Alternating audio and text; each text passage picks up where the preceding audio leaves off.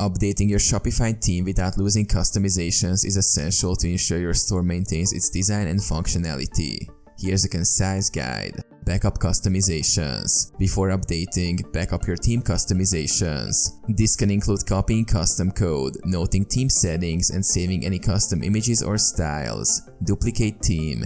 In your Shopify dashboard, duplicate your current theme. This creates a backup, preserving your existing design. Update the duplicate. Update the duplicated theme to the latest version. This ensures you have the most recent features and security patches. Compare versions. Compare the updated theme with your original. Shopify may prompt you to merge changes if there are updates to the theme structure. Reapply customizations. Manually reapply customizations made to the original theme on the duplicated, updated version. Copy and paste custom code, adjust settings, and re-upload custom images. Use sections and presets. Leverage Shopify's theme sections and presets. Many modern themes support these features, allowing you to maintain customizations even after theme updates. Test thoroughly. Test the duplicated and updated theme thoroughly. Check different pages, devices, and browsers to ensure everything looks and functions as expected. Get professional help.